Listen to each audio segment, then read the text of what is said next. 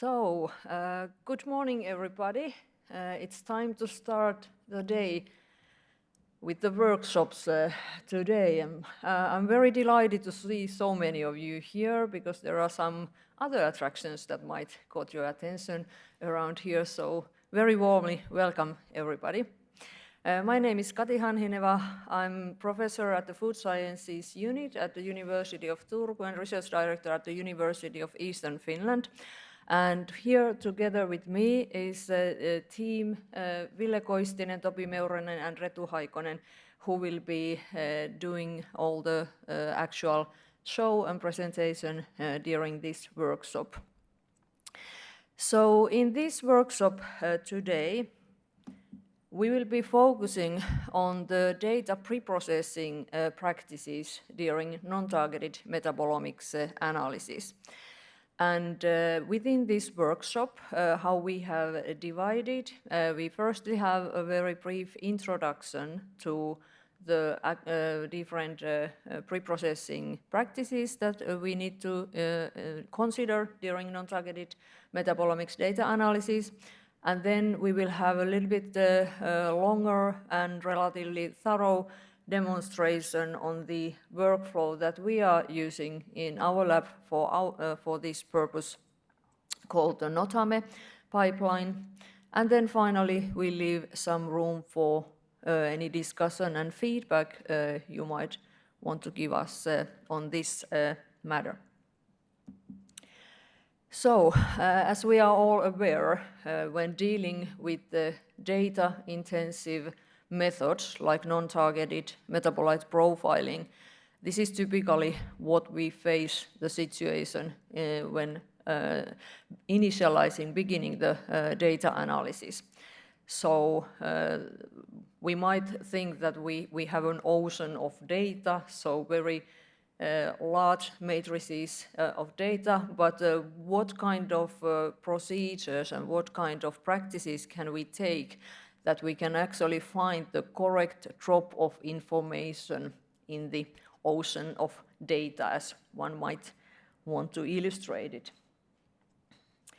And for this purpose, we have developed the notame pipeline coming from non-targeted metabolomics.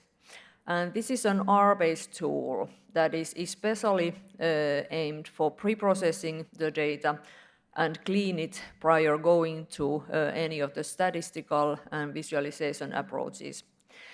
And the first version of notame was written by Anton Clovus during his master's thesis at Aalto University. And he also then continued with the University of Eastern Finland and the company Affecta Technologies. So the pipeline is under efficient development still nowadays. And the key elements here in this pipeline are to assess the quality of the data. So once you collect your data matrix from the raw instrumental data, what is the general quality of this data matrix? Are you happy with your analytical conditions, or is there probably something that you need to do to rerun the samples and so forth? And then what is the most essential part then is to prepare the data matrix for the statistical evaluation. So naturally you cannot go directly from any unprocessed raw data matrix and push it through any statistical analysis, because there is a high risk that you have hidden characters and hidden nature in the data, some drifts and things like this that you need to first take care of before you can assess the statistical side reliably. And finally, also, we would like to then include and provide meaningful visualizations so that it will be easy to catch and gain the actual message from your metabolomics analytics or the studies that you have conducted. So before going to the pipeline itself, just a very brief introduction how this preprocessing procedure is constructed. So we typically use MS-DIA for the data collection. So any non-targeted metabolomics studies that we have, we put all the different analytical modes that we have in the analysis, for example, helic positive, helic negative, reverse phase positive, reverse phase negative. We put this separately to MS-DIA and we collect the data independently from all these analytical runs. And after MS-DIA, then we, before going to any statistics, we then proceed with the, or we insert the whole data matrix to this R-based notame pipeline. And in this scheme, you can see the main parts. Oops, sorry. How do I go back that one? So pointer was, this one is pointer, okay. So here you can see the main elements implemented in this notame pipeline. And where we are going to focus majority of time today is this pre-processing part. So there are very critical elements that you need to take care of before going for feature selection. So one of those is drift correction. You need to correct for the analytical drift caused by, for example, long analytical time. And imputation, checking out for missing values, checking out for the quality of the missing values, why some data points are missing. Is it due to actual missingness or some analytical error during the data collection? And also other quality control metrics based on the QC samples that you have included in your analysis.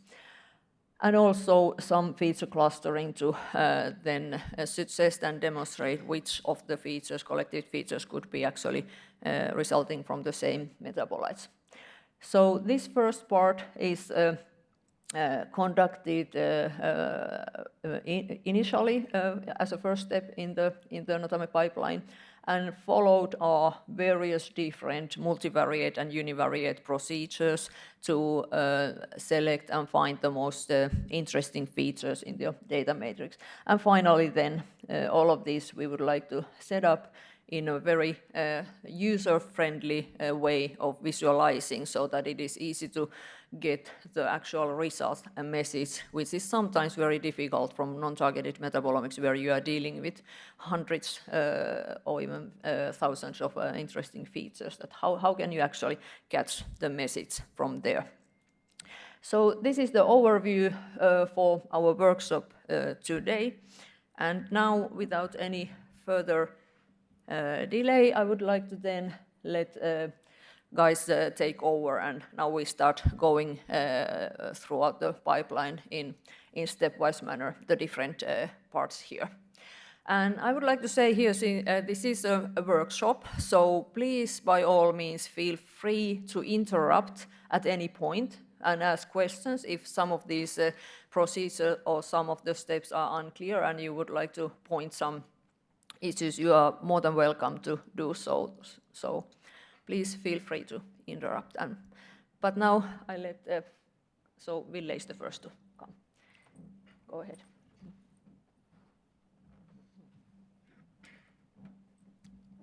Okay, thank you, Kati, for introducing this subject. So good morning, everybody. My name is Ville Koistinen. I'm working as a postdoc in Kati's group. And I will be telling you a little bit more about the overview of this workshop, and also how to prepare your data for this pre-processing tool that we have developed. So just some general comments about this workshop. So this notame is operating in R. So if you are not familiar with R, it's good to have some basic R skills or some programming skills to be able to at least follow the tool when you try to use it.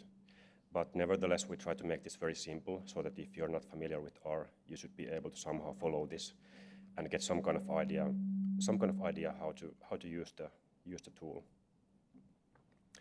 And these slides will contain some simplified screenshots of the script as well, but you don't have to write anything down, don't worry about that. So the script is also available on our group's website. The link is below, and then also in GitHub. And we will be showing these QR codes later on as well. And what you need, not right now necessarily, but if you plan to use this notame tool later on for your own data, so you would need, for example, some untargeted LCMS or GCMS data, then some kind of peak picking software. We have been using MS-Style in our group widely, and then you would need RStudio and Excel, and RStudio is also freely available.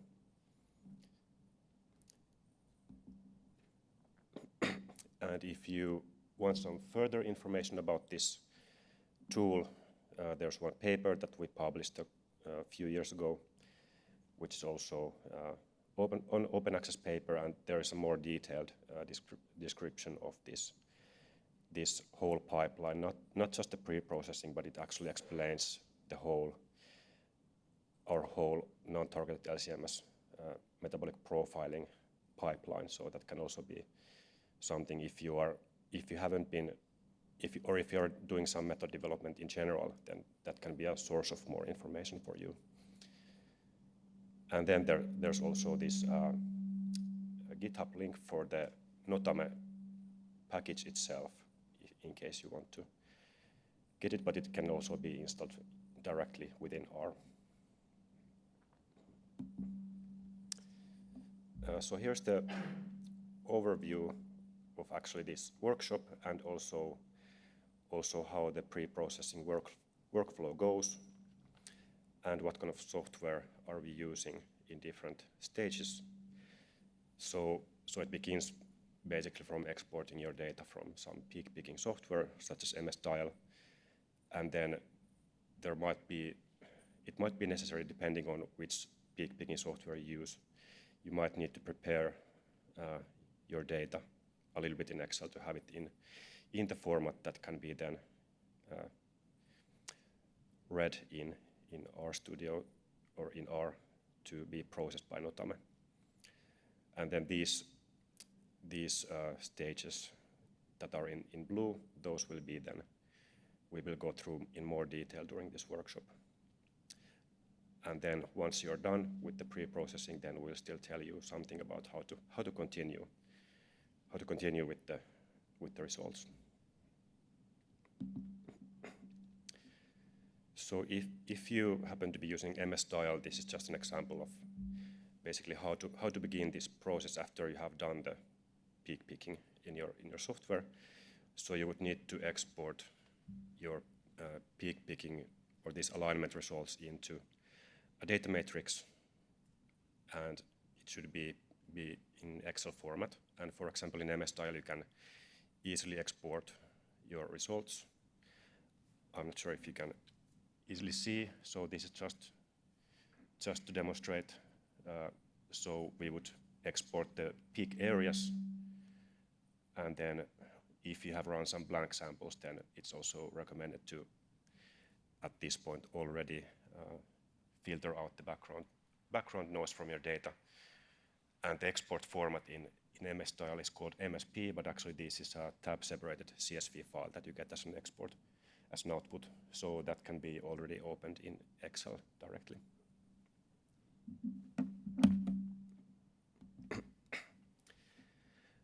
So once you have your data in some kind of Excel spreadsheet, basically the way notame will see the data, it will try to find 3 different objects. So of course the expression values, which are in the red background. So basically the peak areas in your data. And then there will be a separate object called phenodata, which has the sample information. So there will be some information about the samples, like what kind of file type do you have, or what kind of, for example, if you have control and treatment groups, that can be imported as well. And then you have the feature information. such as the retention time and master charge and so on, which will be then one element also in the data. And basically what notame is doing, if you have your data in this kind of format, it will try to find kind of like the corner of this corner here, so that it will be able to tell you that it will be able to tell itself that where does the actual expression values begin. So as long as your data is in this kind of format and just keep this area empty of your own nodes at this point, so then it should be able to read the data. And of course it will give you an error message if it doesn't succeed. And it will try to tell you the reason as well.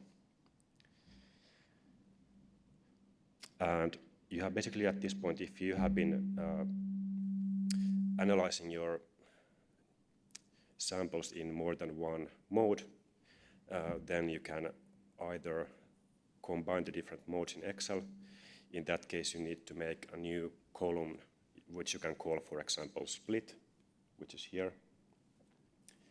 Just to basically because MS style doesn't really know, or it doesn't tell you that which chromatographic mode the data is from, so you need to know yourself. So this is where you need to do some manual input if you do something like this, if you want to combine your data already in Excel. It's also possible to combine these different Excel files later in R, if you wish. If you combine the data in Excel, just be careful to match the sequence across the different modes, especially if the sequence is not matching between your different runs.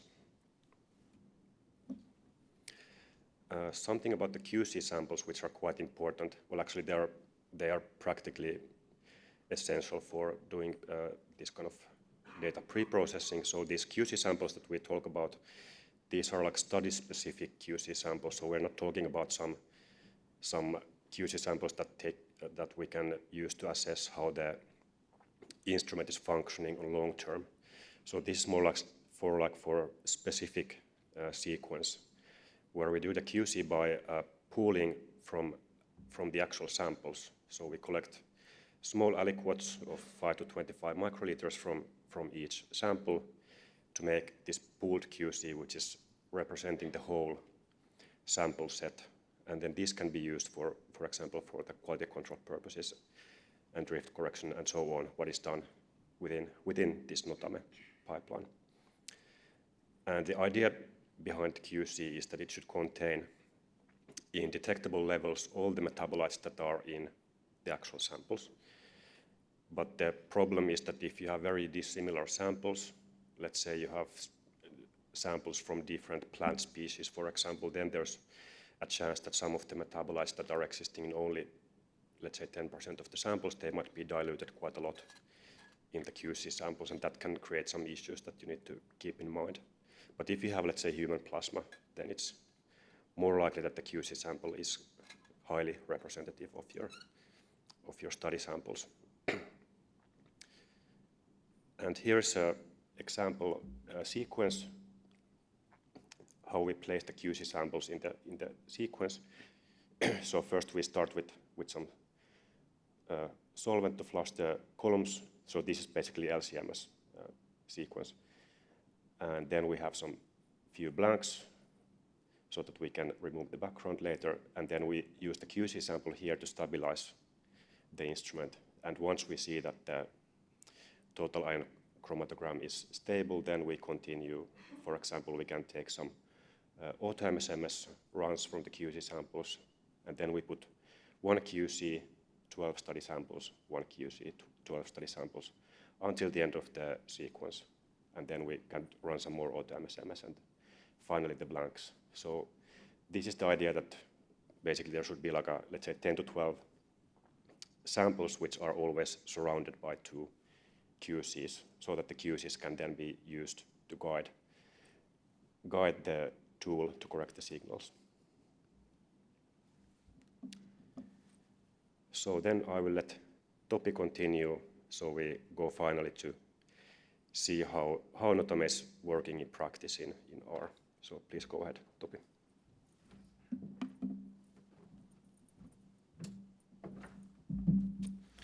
Yeah, thank you, Ville. So my name is Topi Meuronen, and I also work as a postdoctoral researcher in Kati's group in the University of Turku. So I would like to ask you a couple of questions just to know that to whom I'm talking to. So is there anyone who has actually been using Notame R package for your own studies? So a couple of, and how many of you have heard about it in Twitter or some other medias that are you anyhow familiar with? Okay, and then finally, how many of you have been using R? So is the R also completely new for you? So luckily majority of you are more or less familiar with that.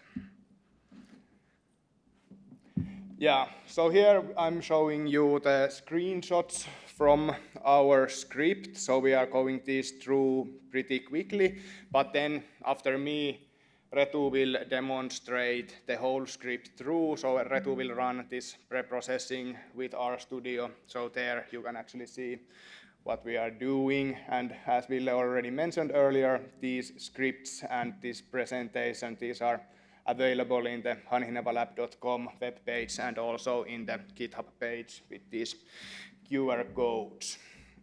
So first time when you are using, why this is echoing? First time when you are using the Notame package, you have to, of course, install the package with this script or these lines, and with this you can also install all the dependencies, so all the other packages which Notame are using. For example, the package misforest, which is used for the imputation of missing values with the random forest. Then basically when you are starting to use it, of course you have to download these libraries, here library Notame, and then there are also these 3 other packages which you have to install separately.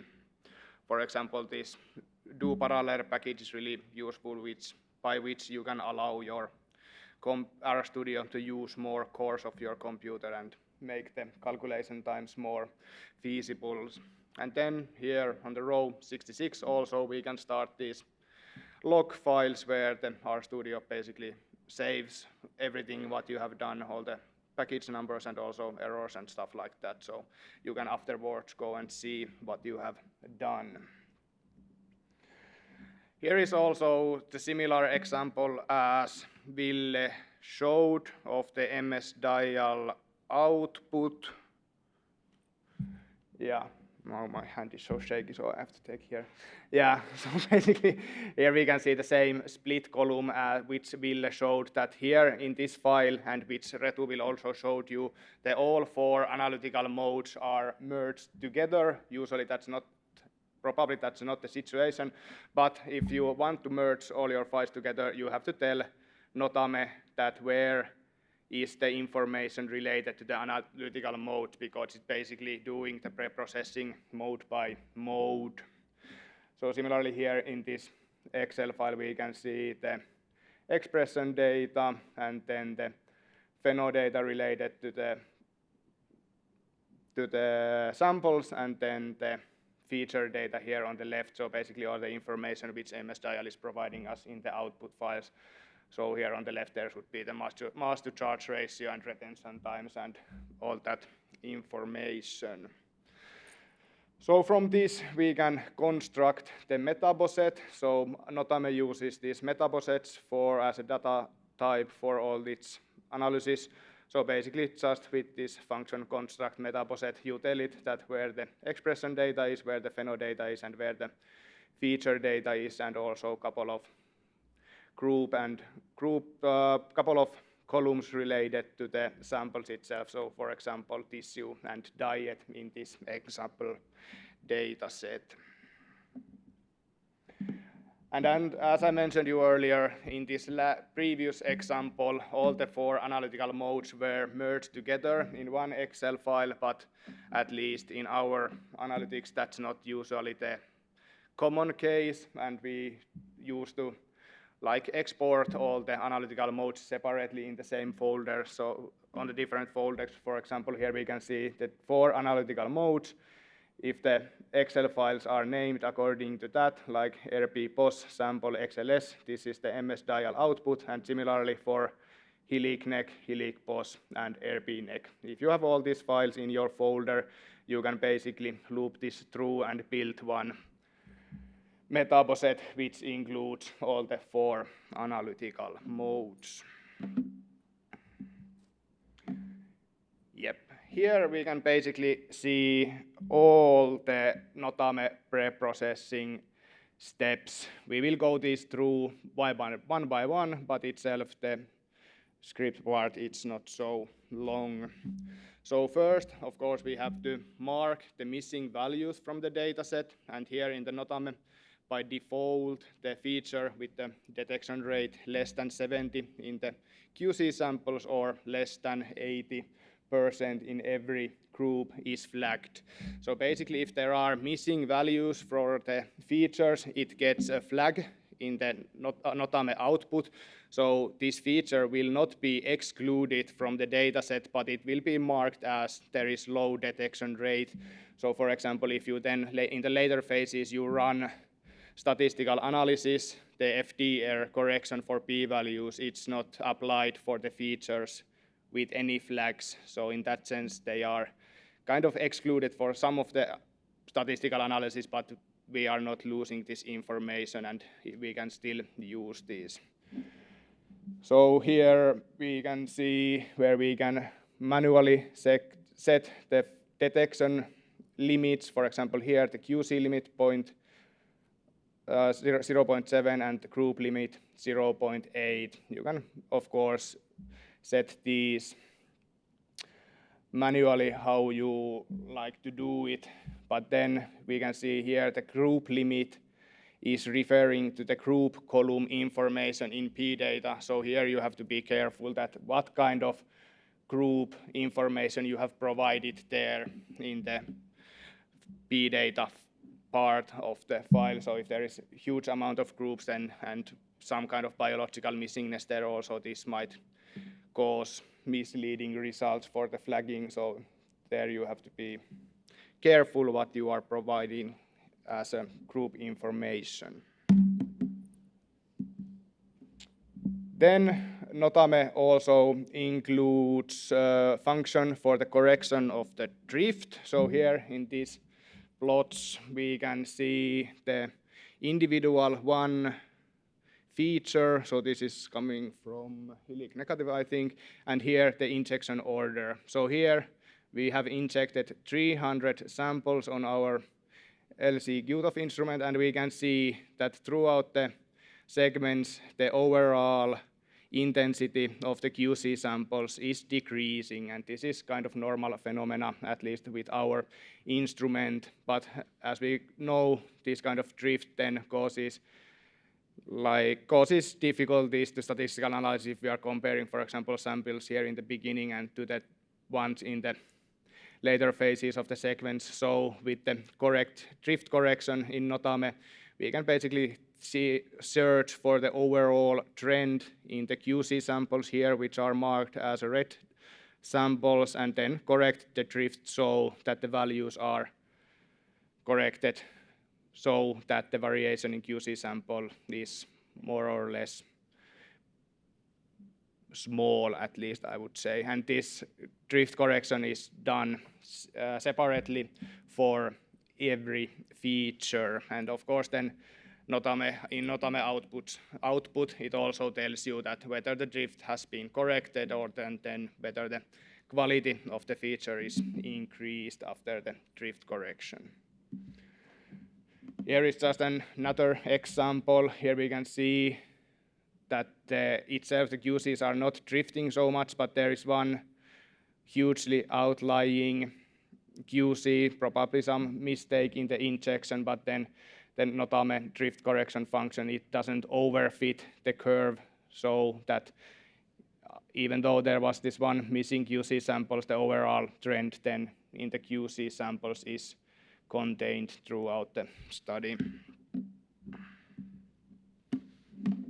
Yeah, and here is just shown how the drift correction is done on notame. There is not any parameters which you probably need to modify by yourself, so no need to change anything there.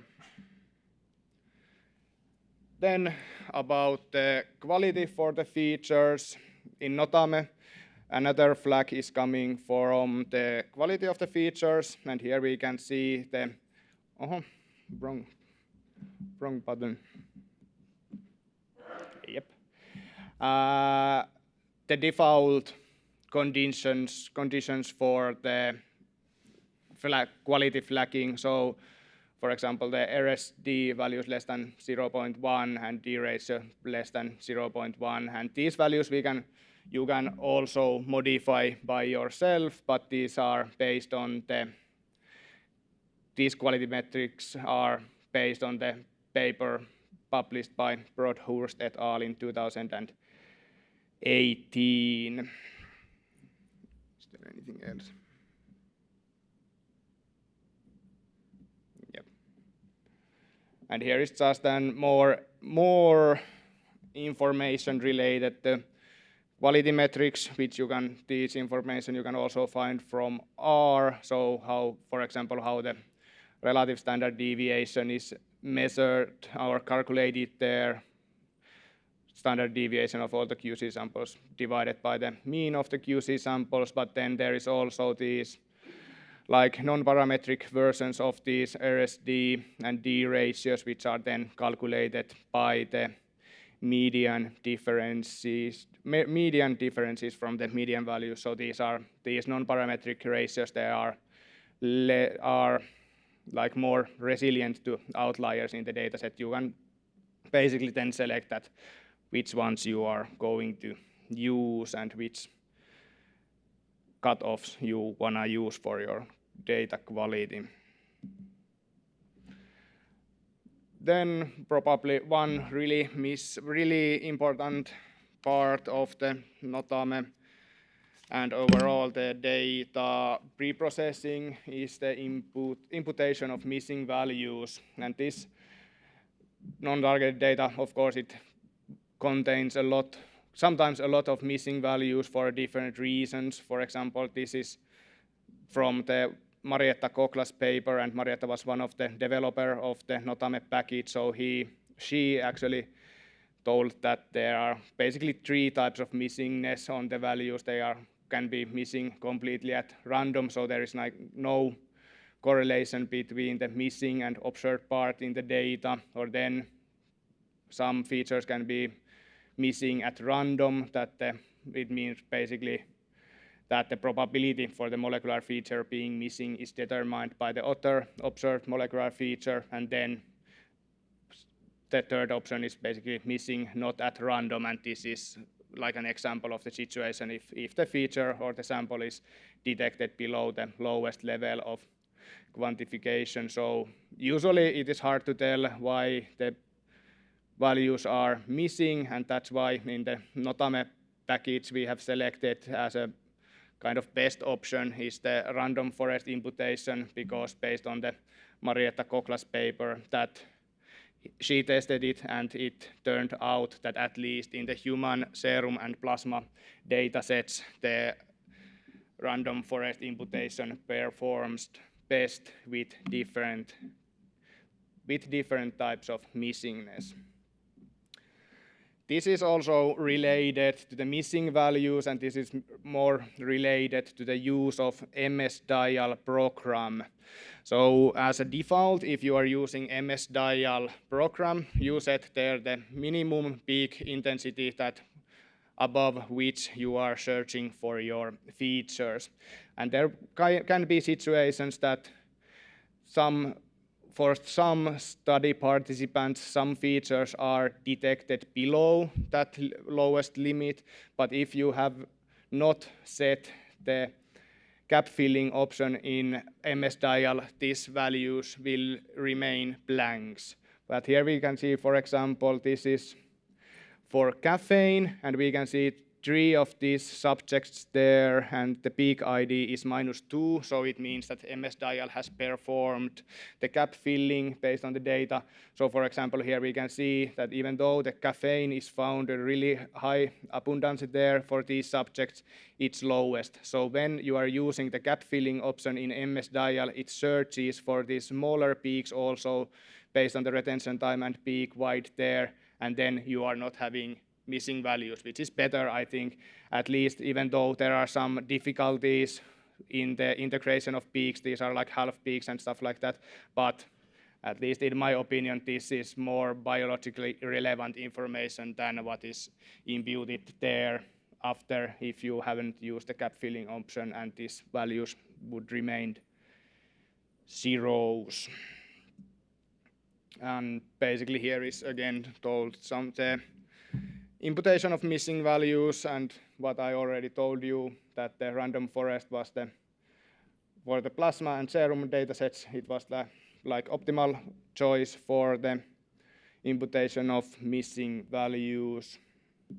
Then notame also includes other options for the imputation, called the function impute simple, where you can basically impute the missing values feature-wise with the mean of the feature or the median, minimum, half of the minimum, or then you can replace the values with a random number which is between the 0 and minimum of that features calculated from the detected values. And here is again shown the script from R. So basically first step here is we can use the function called drop QCs, and for the dataset called merge. So basically before imputation we wanna take out the QC samples there because we don't need that information for the imputation. And then second part there is an important step is to set the seed number for R, at least if you are using this random forest imputation, or in the simple imputation, the one which includes the random number. So if you have set the seed number there, then you can run it again and have the similar results also next time. So first we are going to run the random forest imputation for only the good quality signals. So here we have that all features false, so it means that it's not using the flagged features for the imputation. And then on the second round we can run it again with all features, and then also the flagged features are imputed for any missing values. And then basically that is everything what notame does for the pre-processing, and then you have already ready Excel files and also these RDS files which you can then save for later uses. And one thing what is at least kind of annoying still in notame, it saves the Excel files as where all the numbers are stored as text, and this is something that still need to be fixed, but then you have to fix that later on in Excel. And now I think that it's again Ville's turn to show you some tricks and ideas how you can proceed with this preprocessed file in Excel.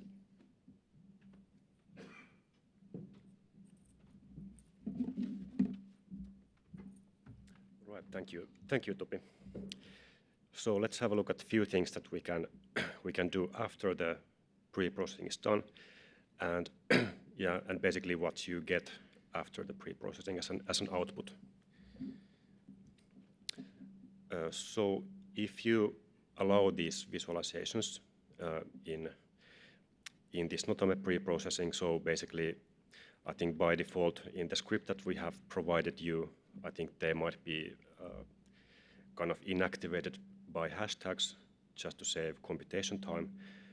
But at least when you do your final, you can first try it out without the visualizations. But if you then want to do the kind of like the final pre-processing. Once you're ready with your data, then we recommend to you to take all the visualizations also, even though it takes some more computational time, because these are really useful for assessing the data quality visually, so that you actually know, you can see better what has been done to the data. So there are these different visualizations that will appear if you allow. So there will be some box plots of the samples, and then dendrograms of these hierarchically clustered samples, then some density plots, heat maps, and different kinds of histograms showing the distribution of different values, a couple of PCAs, and then these quality metrics values, how they have been distributed. And those will be shown, you will have the visualizations made from the raw data before any processing, and then you will have the same visualizations also from the drift correction from all the signals, and also from the final cleaned up data with only the good quality signals included. So you can really see how this process affects data quality. And now I will go through these different visualizations using an actual study data from, I think this is from fermented plants. So this was a little bit challenging data set from containing samples from different plant species. So this is perhaps more difficult for pre-processing than for example human plasma. And already I can mention here that there's the first QC that you see here in this box, especially in the first box plot, it seems to be an outlier. So this is actually, it was unfortunate for me, but it is fortunate for this workshop so we can see how this notame deals with this kind of outliers. So basically it shouldn't be a disaster if there's an outlier QC, that it shouldn't skew the data too much. So these box plots are showing the abundance of molecular features in all the samples, and in the before picture on the left, you can see that there's this one outlier QC that is kind of dominating. It has higher abundance of most of the metabolites, and then there seems to be also one sample which seems to have a bit lower abundance of metabolites on average. This can be, well, there can be many reasons why this is. It can be like an actual thing that the sample just contained lower concentrations of metabolites, or something happened during the injection. And then after, so this is now after the drift correction and including only the good quality signals. So we can now see that the outlier QC, it's kind of still a little bit different than the other QCs, but not quite, because basically the pre-processing doesn't force it too much. If it's like really an outlier, it will correct it a little bit, but not. It will make like kind of like a compromise that it doesn't force the outlier into this curve.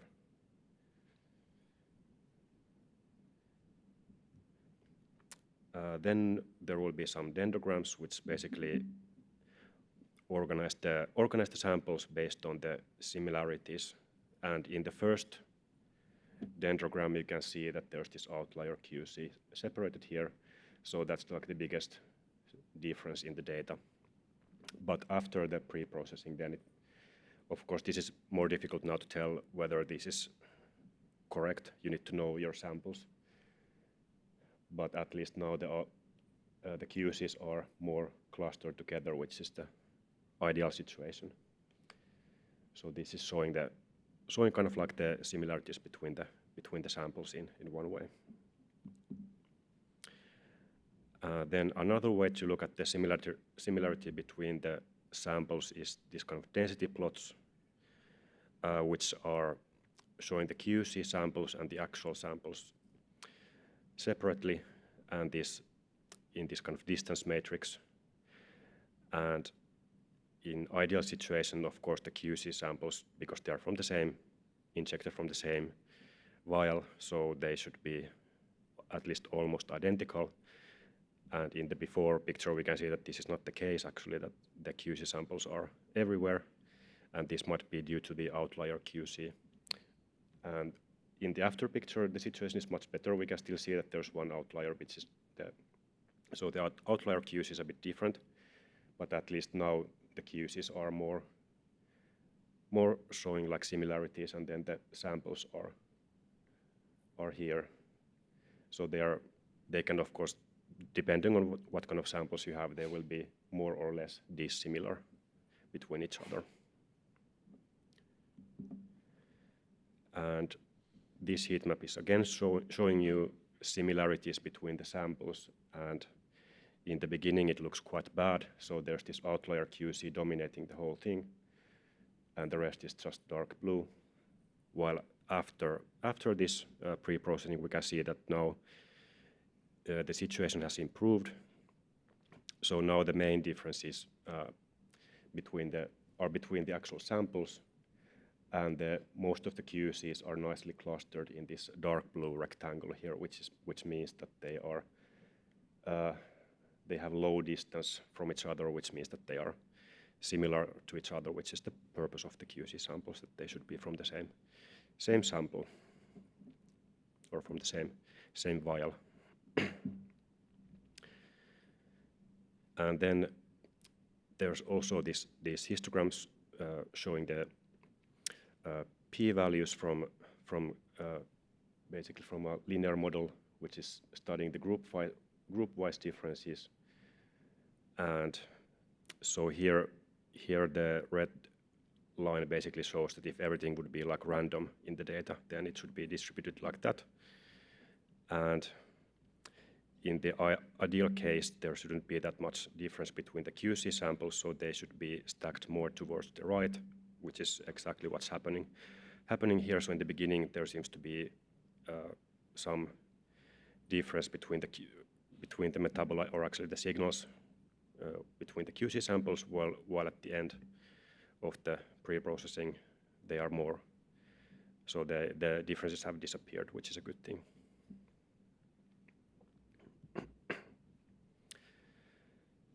And then if we assume that the randomization has been done correctly, then there shouldn't be any issue from that when looking at the PCA based on the injection order. But nevertheless, if there has been a lot of signal drift, then often it happens that, or if there are outliers, of course, like in this case, so they will be shown quite badly separated from the other samples, and then these actual samples are behaving not so nicely. And in some cases, you might even notice, if there's a really bad drift, that the location of these dots is kind of like a gradient starting from yellow to blue, which means that the drift is kind of dominating the difference between the samples in this PCA. And it should look hopefully more like this. Afterwards, still we can actually see this might be random or not, but there seems to be still some kind of effect from the injection order even after the pre-processing. But at least they should be more like randomly distributed now than before the pre-processing. At least it has improved, but nothing is perfect. So sometimes it can still show some mild pattern, in which case you might need to get then reconsider if you still see a bad. If the PCA is still in bad shape, then you might need to go back to your data and consider if you need to actually rerun some samples. So, but at least this will tell you in early stage before going to further steps whether your data is okay or not. And the final visualization is this quality metrics histograms. So these are basically the descriptives that have been calculated during the pre-processing like Topi was explaining to you. So there's the RSD and the D ratio, and also the non-parametric versions of those. And because this histogram only contains good quality features, we can see that there's actually a cutoff here where we set the limits of those. And then in the beginning, everything is thought to be good quality, but only after the pre-processing, then we can see that what was the actual ratio between the good quality and the low quality signals, and this is quite a usual case where the good quality signals are in minority in our data.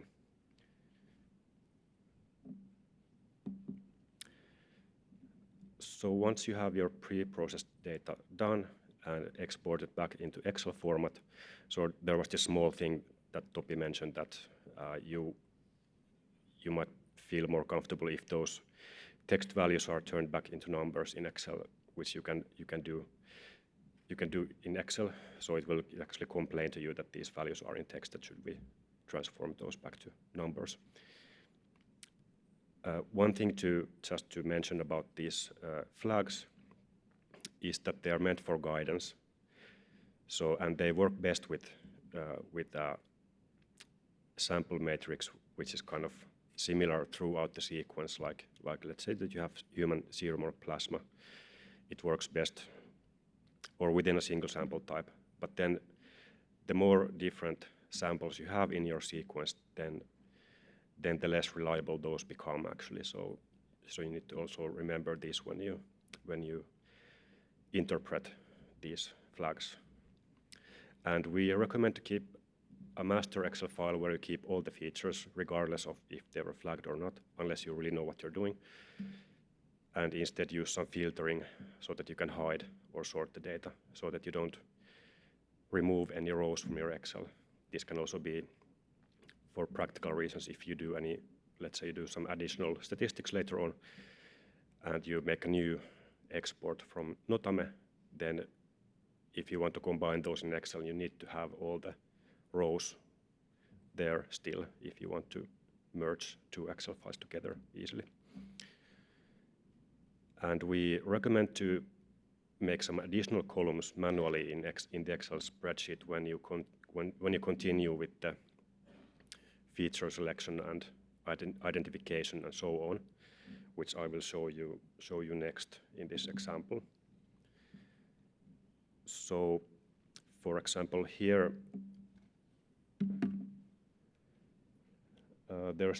so in the green there's a new column in the Excel compared to the original raw Excel that we input before pre-processing. So notame is creating this unique feature ID for all your molecular features. And this is actually good because if you have data from 4 modes, then there might be some identical features unless there's a new ID that's genuinely unique for all the features. So this is something that you can then utilize. For example, if you have completely unknown features, you can at least have some kind of ID for those. And then here is the column which tells the ion mode in case you had several of those. And then these are the same output as before. And then here we have a few manually added columns. So, for example, there's the curated ID, which is basically if you manually start identifying some interesting features based on statistics, for example, then you can mark it here. And we recommend to put something here or something here in any case when you have gone through a signal, so that if you change the order of these rows based on some other statistics, then you already know that you have gone through this signal, so that you don't have to try to identify it twice.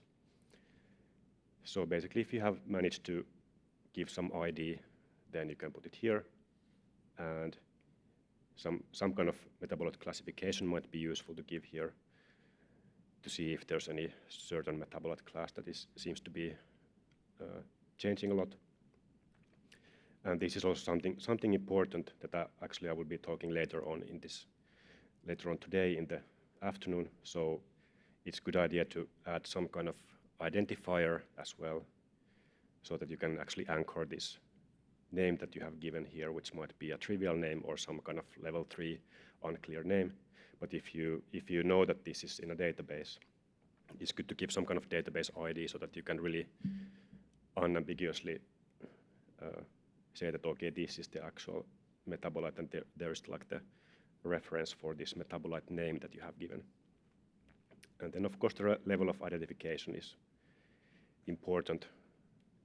And this is something that we also do, that we put some separate column here to mark those representative molecular features for each metabolite. So if once you have gone through your data, you might want to select that which one of these signals, if you have, let's say, you have seen tryptophan in all the 4 modes, then which one is the most representative, like let's say the highest abundance feature, then selecting that will help you at the end when you start reporting your results.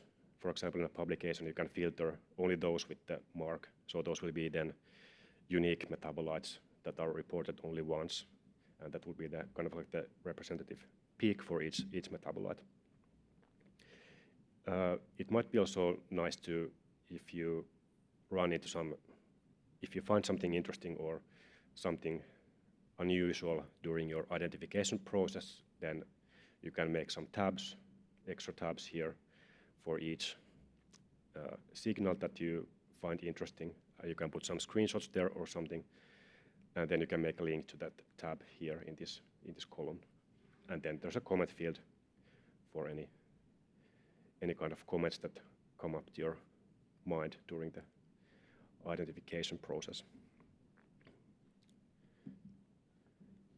Then if we move further right into the results Excel, there's still the original output from MS style in this case, and then here is some output from notame. So here is the flag. So it comes a bit later on here in the data. So this is not the flag that's telling you if there was something wrong with the signal according to this pre-processing. And for example, it could say, for example, low QC detection if it wasn't detected in sufficient number of QC samples, or low quality if it doesn't fulfill those RSD and D ratio criteria. And if it's empty, it means that it's considered a good quality signal. And then we have here, well, this is called detection rate, but actually this is like kind of like the missingness rate would be a better term here. So if it's 1, it means that there were no missing values, and if it's less than 1, then there was a certain percentage of missing values in different groups that you have specified. And you can also see here if the signal was drift corrected or not. So in case if it was missing from too many QCs, then there was no drift correction applied. And here are the values here are the quality metrics values as well. And then finally, here are the peak areas that have been now corrected for the signal drift, and you can recognize that these are drift corrected values by seeing that there are no decimals here.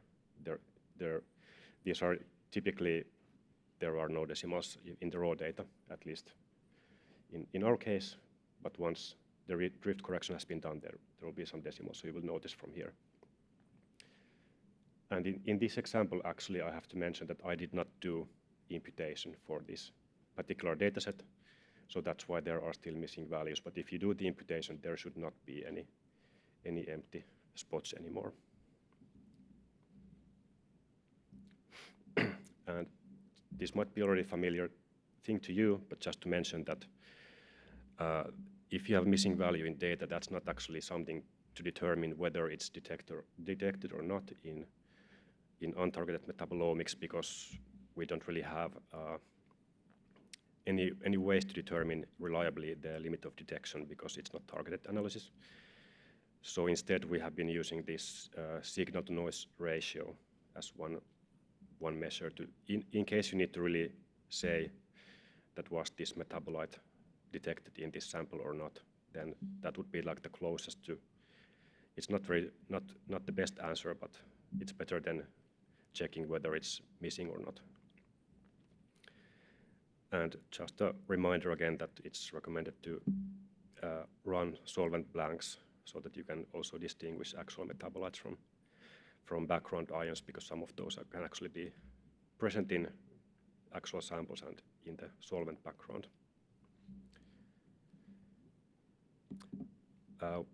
In this workshop, we are not going into statistics, but just to mention that Notame can also do the most important or relevant statistical tests and models for your data once you have done the pre-processing. So here is just to show those that you can do parametric and non-parametrics and also multivariate analysis for your data. And then these will be, if you want, you can, like once you have done your pre-processing, you can continue with this pre-processed data straight into statistics before you then go to identifying your metabolites. Okay, and now it's time to go a little bit more practical. So Retu will show you something about the additional flagging and also demonstrate in real RStudio how this script is working. So please go ahead, Retu. Hey, good morning, everyone, and thank you, Ville and Topi and Kati, for demonstrating the background of the Notame package. I would like to show also some additional flagging things that are available in the Notame package or on top of that, and after that demonstrate you shortly how to use our basically 0 to hero script in the RStudio. So first of all, I want to show you that there is already, after the pre-processing, a lot of information in the feature data. So you can see here the flagging column. There is already a lot of information like missing values, low detection in the QC samples. But on top of that, we can still add some more information. So we could do additional flagging, for example, with the flag contaminants function in the Notame package. And I will demonstrate you shortly these functions after this slide. And also it's possible to flag, for example, based on the mean abundance in the data. Of course, if you want, you can flag based on the minimum abundance. And if you're only interested of the features that has the MS data, it's also possible to flag those. And lastly, I will show you how to create this kind of goodness calculator to actually reduce the number of the feature from, for example, 50,000 to 5,000 interesting ones. So first of all, the flag contaminants. This function is already available in the Notame package. So with this flag underscore contaminants function, you can use to create this kind of contaminant flag, and also one can use whatever signal to noise ratio Ville recommended to use over 5, but the default value for the Notame is 0.05, meaning that the signal to noise ratio should be over 20. And then again, this metabolic set is quite flexible data form, so one can actually create a lot of own flags, a lot of own expression to the feature data. So I created this kind of function to actually calculate the means of every feature and flag it based on that. And here I used the threshold of 5,000. You can use whatever you want based on your needs. And similarly, we can use a similar kind of approach to flag feature based on the minimum value. For example, if you have 10 features, 10 samples, and one of the feature is super low in one sample, you can flag this with minimum abundance. And here I created, here you can also see the flag that I add on the feature data. So the flag that you will see after this flagging is the missing value on the feature data. And I will also demonstrate you this shortly after I have shown you these few slides. Then our data often has this kind of MS spectrum column in the feature data when you extract the file from the MS dial, and based on this MS spectrum, whether it exists or whether it doesn't, one can also add a flag, for example, called no MS data. And as I said, it's super flexible. The data form you can actually add flags based on any condition, and with this ready-made function flag, one can actually get flags from the metaposet or set it to the metaposet. And lastly, I want to show you the goodness calculator that can be used. For example, if we reduce the number of features from 50,000 to 5,000, still 5,000 is super many features.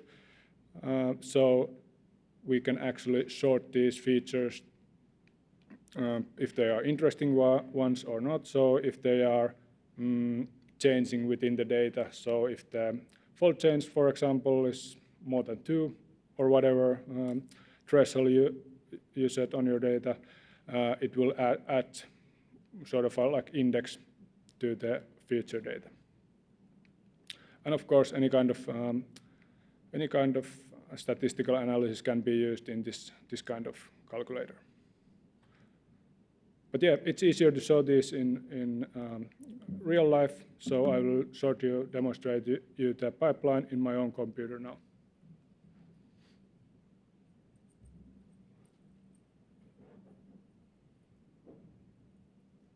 And before I start, can you hear me?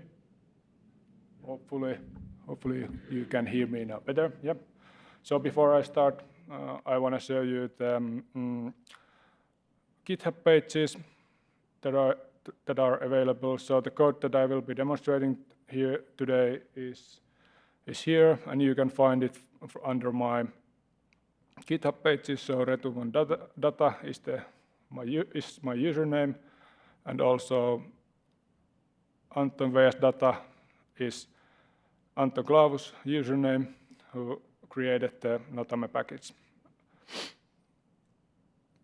And again, before I show the actual R script, I will shortly show you the example data that is also available on my GitHub page.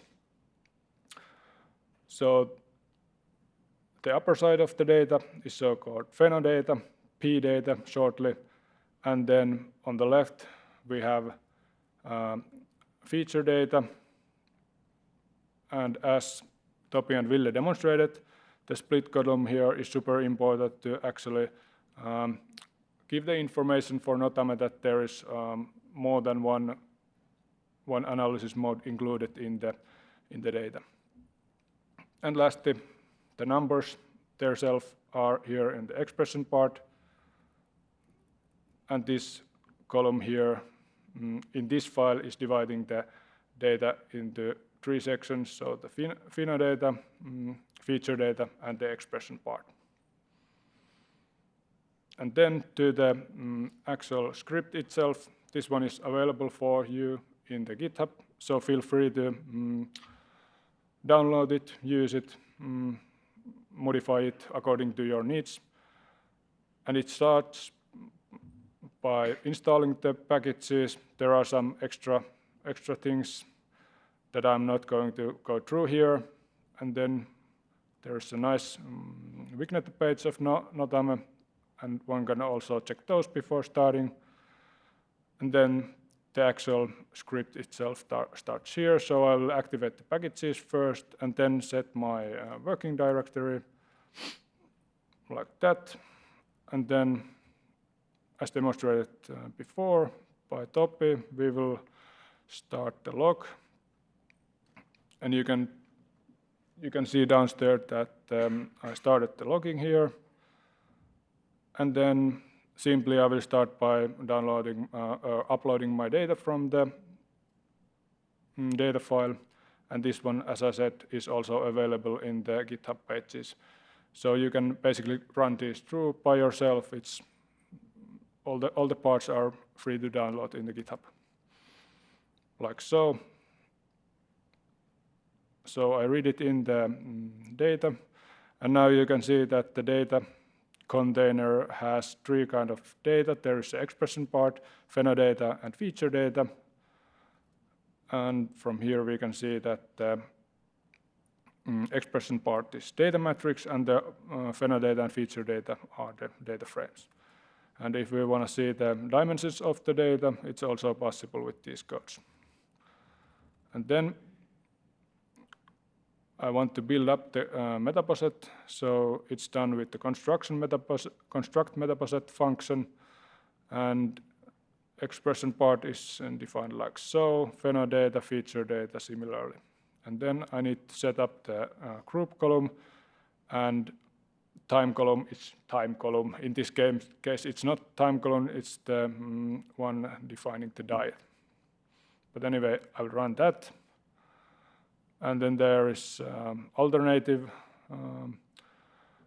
build of the notame set by each of the analysis mode, but as I had the data with all these analysis mode built in, I won't do it now. And again, we can look the object group, and there's now 4 different metaposets with the helic negative mode, helic positive, and both RPs. And before I continue to the pre-processing, I will shortly show you how the data looks like before. So, well, the dots are small, but hopefully you can see that the right-hand side is more light-colored, meaning that the injection from the latter part of the analysis are located on the right side in this PCA, and the darker colors are on the left side. And similar thing can be illustrated from with the batch setting. So the first batch, the red one, is illustrated on the left side, and the second batch is on the right side, meaning that we have quite a large batch effect in this data, and that's why we need to do the pre-processing, and we can have a look of the pre-processed data afterwards. Then to actually reduce the computational time, we would like to use more than one core of our computer and then run through the pre-processing. I'll start the running and then explain with a few words these functions. So first of all, we do it individually for each analysis mode. You can type it here, and then we first mark missing values. So we add 0 when there is a missing value, and then with this flag detection function, as demonstrated by guys, we will flag the ones that has too many missing values. And these thresholds can be set by user, so here I'm just using the default ones.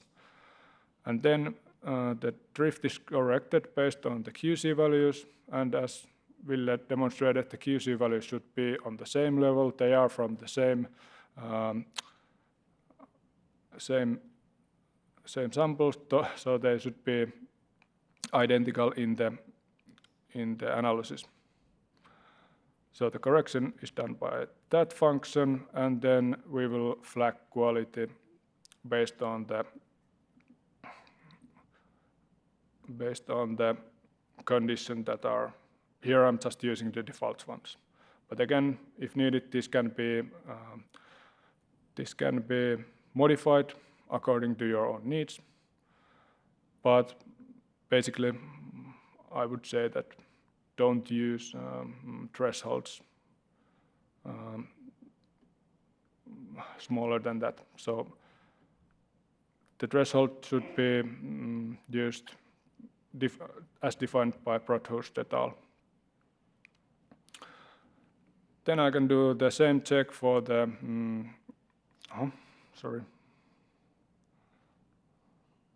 Then I can do the same check for this metabolite. So plot the PCAs again according to the, I'm showing now the injection order. And again, if we have a look of the zoomed one, they are now more mixed as they're supposed to be, as they are from the same analysis matrix, but there were just two different batches. So the batch effect was there, but after pre-processing, it's not anymore as bad as it was. Of course, in this case, there's two outliers, but that might be something to do with the injection or samples themselves. And then we can have a look of the batch effect, and already we can see that the batch effect is no more as bad as it was, but still there is still some batch effect in the data. So there could be an option to do some batch correction still for the data, but in this case we are skipping it. The codes are here available if you are interested of it, so feel free to try it yourself. Then if you have a look of the merged data now, there's 4 QC samples and some of the real samples, like so. And before we start the imputation, we would like to remove those QC samples as they are not the ones that we are interested in. So it can be done with the drop QCs functions, and then we can start the imputation like so and run through that. It will give us some warnings here as there are missing values, too many missing values. Excuse me. Too many missing values for these flagged ones. So the warning here is actually on the line for the line 189, and this one imputation is for the flagged values. So it's we can assume that there is many missing values as we have already flagged those. Then we can do some write this data to the Excel and to the RST file to be further used in the R analysis or in the other things from the Excel. And then we will finish up with the log, and you can see that all of this information was written to the log file that is available in the path what you defined on the beginning. And then these extra flagging things that can be used according to your own needs. I set the threshold for the mean value here to 5,000 and just run through these. And here we can see that there were 2 features that had mean value below 5,000, and two features were flagged with this one. And again, same thing with the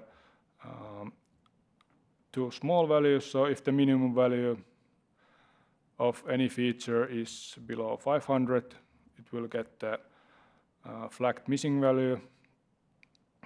And here we can see that the two features had too small minimum value, and we flagged that.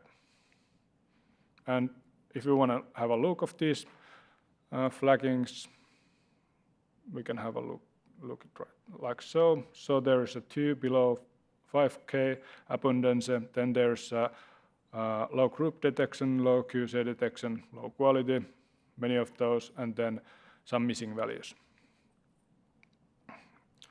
And I also want to show you at this point that originally we had 116 features, and now as we have done the pre-processing, flagged the bad ones, flagged below 5,000 mean abundance ones, we have 59 non-flagged features, meaning that they are still good after all these flagging or all these steps.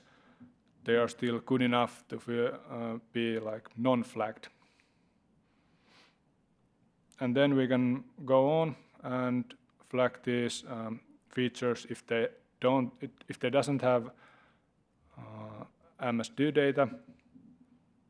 And first we need to make sure that we have the MS spectrum column in our data, but I know that this is the name of the MS spectrum, so I won't go through the column names of the inputted one. And this is actually interesting one. We have this is a toy set of data. I haven't said it, but please understand that I made it for this conference, so there's no real data, and that's why there's no MS data for 43 of these features doesn't have it.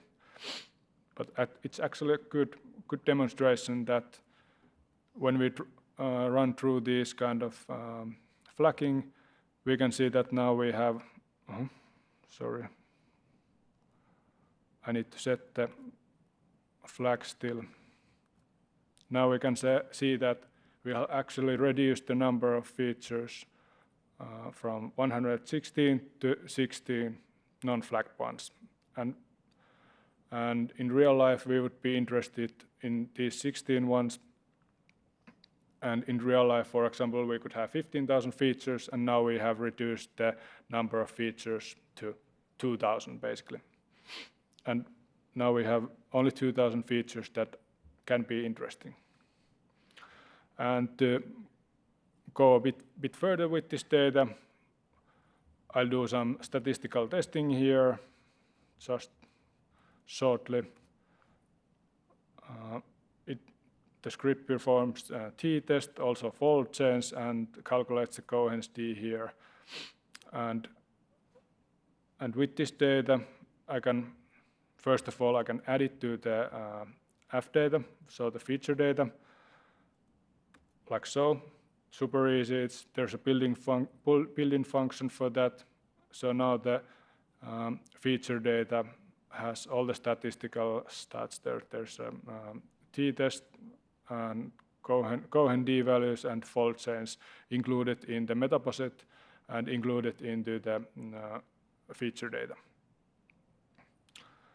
Then I will use the count test function that I have made here to this script.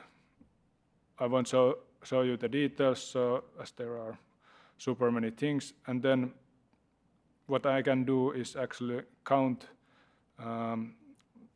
the features that has significant change in them based on the t-test what I have performed here. So if there's significance, the function will add number to the calculator, and if I count these like interesting features, I can see that there are, I named it good flag.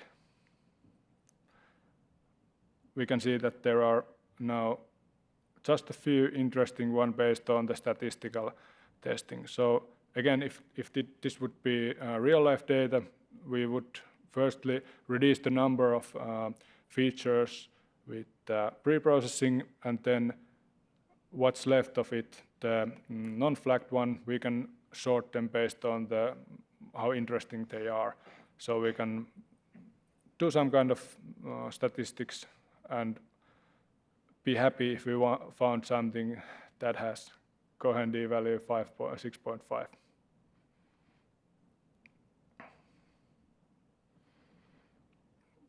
So then what we can do, we will obviously save our things to the RSD file and to Excel to be further used. And if we want to have a look of the ones that has super high p-values, we can do it by plotting these. And just by chance, there happens to be 5 AVAP that is high on the right in this data set, and also some other features like trigonal lean.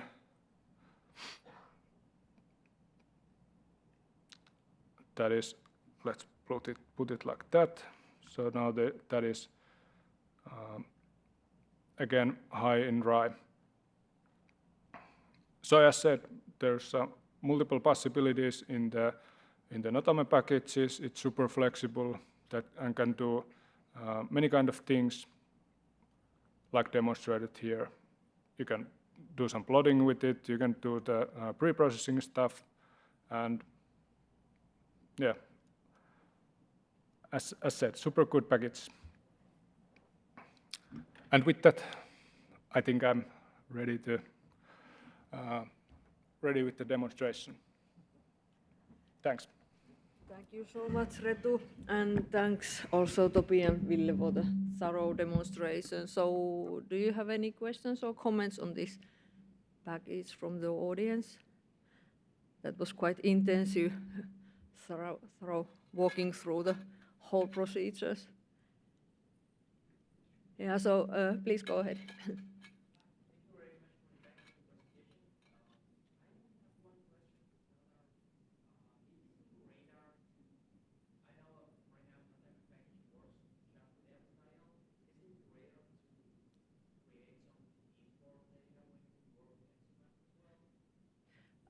That's a very good question. Yeah, if there is such a desire from the community and it is seen as relevant, then surely, why not?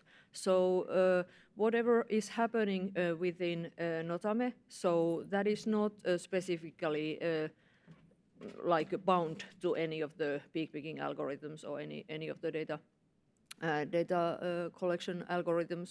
So yeah, that's absolutely possible, and that's a good point that we could actually initiate discussion with the MZMind developers on this as well. So yeah, why not? Yeah.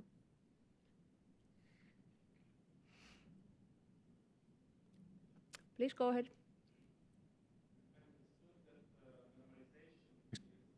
Can pass you the mic. Sorry, can I interrupt you? Please use this. Hello, I'm Kati from University of Copenhagen. I understood that normalization is included in next steps, but wouldn't it be feasible to include it already in the pre-processing of data? And what's your best practice for normalizing the data?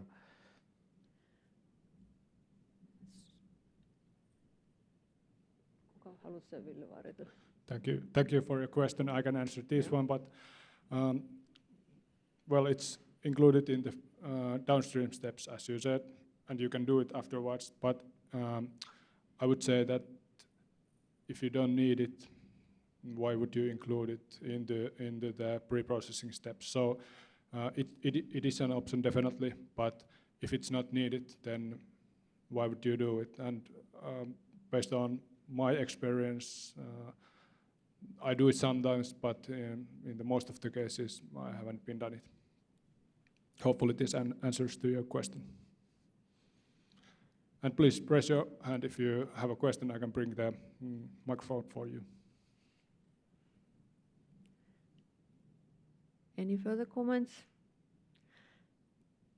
Yeah, so I would like to still highlight that all the different aspects in Notame, they are under development, and how to build the different parts. Those can be modified, and for that reason, it would be really nice to hear comments also from you related to any suggestions, and that would seem necessary.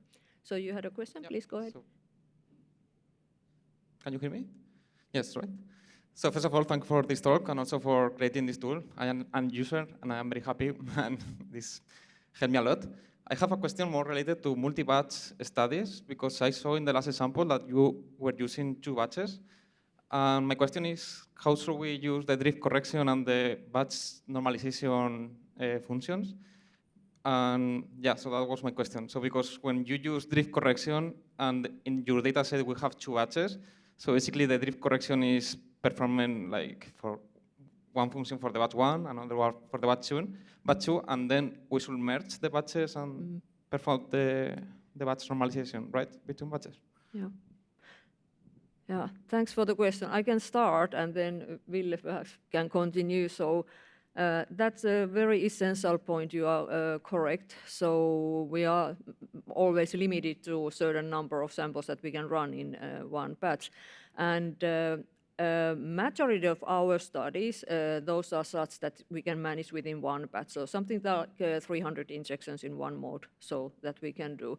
But there are some studies and some sets where we have analyzed more than 1,000 samples, and in those cases then first of all the strategy how to link those is so that we typically create a batch-specific QC sample, which is the pool of those QCs that are run in that specific batch.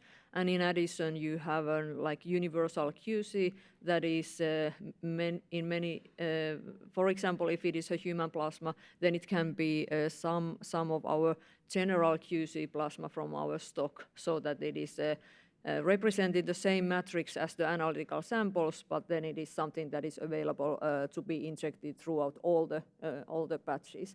And then by utilizing the information from both the batch-specific QCs and the all the universal QCs, then you can link these. But then how to, that's not automatically included in Notame, but would you like to really elaborate how it was? I think maybe Retu has the best technical expertise to answer how this is done in the Notame script, in which order. Yeah, I shortly demonstrated to you, as you saw, that there was some batch setup in this demo dataset, but as it was demo sets, it's most often the case that you have like real batches, and as you said, those should be included in the same metaboset, but there was, if you are familiar with the data that I just demonstrated, or if you had a look on it, there is in the P data there is actually a column saying that this is from batch 1 and this is from batch 2, and you can do the pre-processing stuff individually for the each batches. That's one option. And then there are also options like to use these batch correction algorithms that are included in my script as an extra part. So please have a look of those. Thanks. Any further? Please go ahead. Yeah, please go ahead. Hi, I'm Silviane from the IKP Stuttgart in Germany. And you have mentioned that you included a signal-to-noise threshold in your workflow. The signal-to-noise threshold was 5. And I think that's a pretty good idea. And but what's the rationale in choosing 5? Is it defined in an official guidance or so? And can it be adapted? Because, for example, European Pharmacopoeia uses a signal-to-noise threshold of 3 for the LOD. Yeah, thanks for this question. Yeah, I think there is no universal answer to this. What would be the ideal signal-to-noise ratio? I think 5 was used in some publication when I was trying to find the information, and also I think it was just something that when I came familiar with LCMS data, it was also recommended by some people in our lab that 5 is a good, at least a starting point. So it really depends also on how demanding you are with your data, and if you really want, like in this script, the default is actually 20, so it's really high. But as you said, it can also be as low as 3. But I guess the main idea is that this signal-to-noise ratio is at least it's a better way to assess this detection rate than, for example, missingness, because you can get a low like this. For example, the gap filling function in MS-style allows you to get some kind of signal even though there is actually nothing detected. So this is a good point. Yeah, thank you. Yeah, and that's also something that you can assess, or you should assess it based on also your analytical run and also the sample matrix you have. So it's clearly should be quite different if you have a very metabolite dense material like some plant-based samples or something versus human fasting plasma, which is a little bit emptier when comparing. So that's also, you should perhaps do a couple of testing and find something that seems to be meaningful so that you are not losing too much data, but to keep it balanced so that get rid of the noise in any case. So, yeah. Please go. Thank you so much for the workshop. Did you guys work with the stable isotopes at all? And do you have machinery built into your package, or this will be happening in the data extraction step? For example, if I have carbon-13 or nitrogen-15 labels, are there ways to see which of the futures became labeled later? Thank you. Thank you very much. This is very good point. At the moment, there is no straightforward, or not at least included in the notame, but it is true. We also, within our group, we have a situation that we have a sample set. We have labeled samples run in an in vitro fermentation system, and it is just now that we are also starting to think about how to proceed, and actually all ears if you have any suggestions. So yeah, okay, that would be nice. Yeah, good. Yeah, thanks.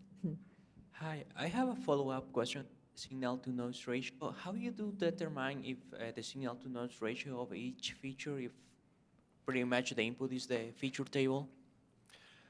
Yeah, so actually, well, I can only mention based on MS-style usage that there is actually, when you do the alignment output, you can also choose, instead of the signal area matrix, you can also choose signal-to-noise ratio matrix.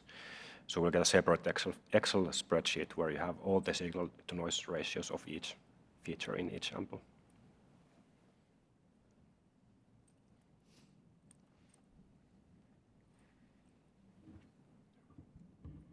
Hello, thank you very much. I'm Chrysophaladou Hadjianou from IARC, and I would like to ask you, I saw you combine, we can have as input the 4 different modes or 2 modes, but all the processing that is being done is taking into account each mode separately, right? But I'm wondering if there could be done something across the modes in terms of batch correction or finding outliers. I mean, it could be supported maybe by different modes. What I mean, if you have an outlier in one of the modes, but in the others it worked properly, maybe it's just an injection problem. Otherwise, it could be sample related. Yeah, thanks for your question. I demonstrated here that in most cases we do it individually for each analysis mode, but of course it's possible to do on the whole data at once. So it's not limited to the analytical modes, and as I said earlier, in some cases it's also better to do it like batch-wise, the pre-processing. So it's up to the user. It can be done in any way.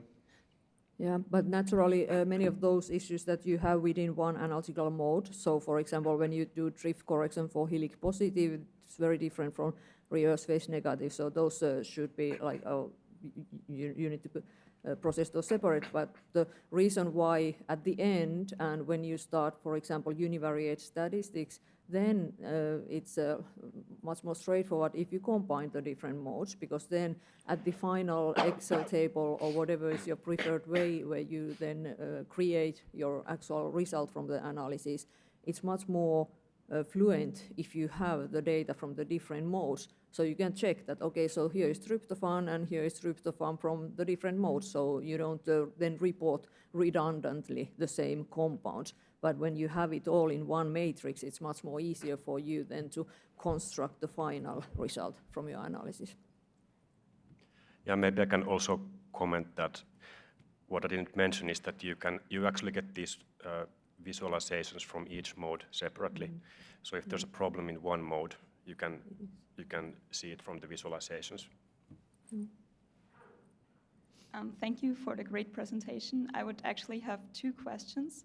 So one would be related to the correction and the QC number that you would need to have, because for some batch correction or drift correction methods, as far as I know, you need to have a certain number of QCs per batch.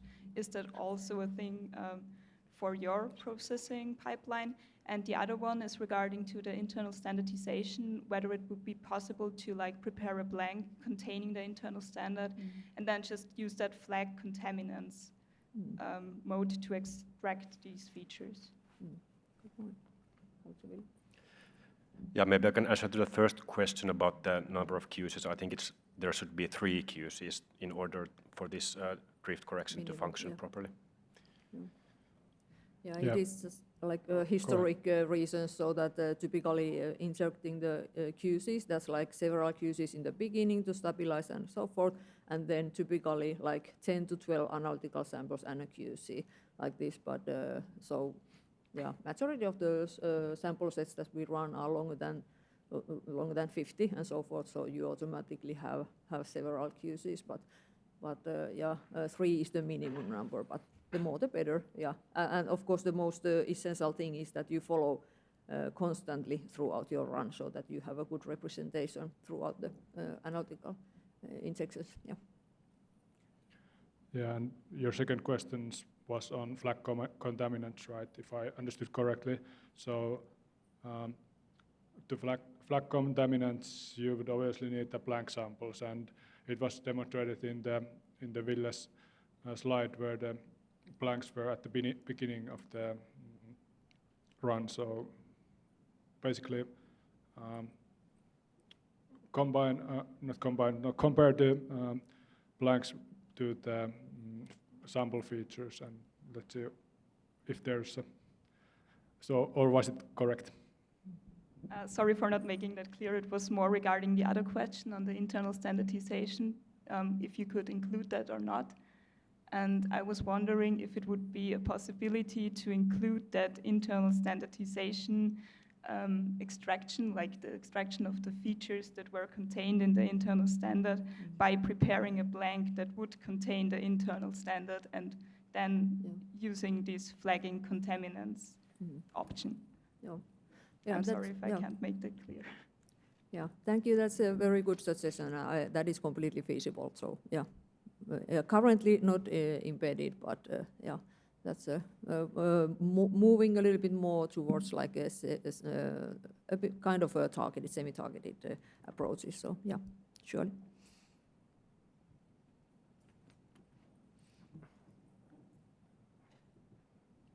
I'm writing all this down for our future development, so thanks for these comments. Hi. So I have 2 questions. Now my first one is, when you have one feature in multiple modes and one compound with multiple adders, how you choose the right one, or how you best choose the best one to represent the overall data set? And my second question would be, if you have internal standards, then can you utilize those internal standards retention time to adjust for the compound's retention time, or have like a validation of how robust the assay was, so just to take advantage of the internal standards there? Yeah, thanks. You put a golden question in the which mode. So I hope no one would reply this, that the mode which gives the lowest p-value, so that someone would be tempted to do that. But typically, so we don't have any conclusion within metabolomics community for that, and I think you raised a very important point there. But in our case, we have like I would say that we use the mode that we know that those compounds and that compound class should be typically best represented. So, for example, if we have some lysophosphocholine or something like that, then you don't take the peak that is appearing in the beginning of the Hilli chromatography, but you report the data that is best retained, good quality peaks, and then when it comes to whether it's a positive or negative, then one rule of thumb is that which one gives the molecular ion. You can use that information, or then you can look which one has the highest signal intensity. So somehow assess that from your manual examination of the data, that which is good quality data, you are absolutely confident that you have a clear peak in your data and you are looking at the real molecule, not something in the background and like this. So that is something that it cannot be thrown in straightforward from the raw data without looking at any of the raw data, any of the actual chromatographic or spectral data. So that's something that still requires some examination and manual checking. But that's a point that it would be actually very nice to have a sort of a suggestion for that for future purposes, that which mode to use and some kind of suggestion. So that is a good point. And your other question was about the internal standards, and yeah, so actually our group, we have a history of not using internal standards or any compound matrices, but that is something that comes quite often as also asked here. So that is, I guess, especially when you want to move more towards like high throughput peak picking and data identification procedures, then having internal standards and anchoring the rest of the analysis for those, that is a very good solution. But currently the things that we have in notame, those are purely for non-targeted profiling purposes without any linkage to any pure compounds. So the pure compounds can, of course, and many times then they are injected later on when you want to verify the identity of some of your compounds, or during the identification you link the retention time and the MS fragmentation to your in-house database if you want to achieve level 1 identification. Yeah. Mm-hmm. Further questions? Thank you for your question. Could you, Kati, please put the last slide to the screen? There's QR codes on that slide if people want to. Oh yeah, the QR codes, yeah. Ah. The last one. Oh, very last one. And please, if you still have questions, we can continue with those. Yeah. Those could have been there all the time, but still, if you still have time to catch these. So yeah. Garbage in, garbage out. We all know that, what happens. Yeah. Good, okay. But here I would like to thank you for a lovely discussion. It was a pleasure to give this workshop for you guys. And if you have any suggestion or anything that you seem is missing there and that should be addressed in the pre-processing, we would be very happy to hear. As you see, it's a lively developing pipeline, and constantly as we do the research, we also constantly modify and develop the pipeline. So hopefully it will be straightforward and polished enough so that it will be easy to use for anyone entering the non-targeted metabolomics world. Okay, but with this, thank you very much for your attendance and have a great conference. Thank you.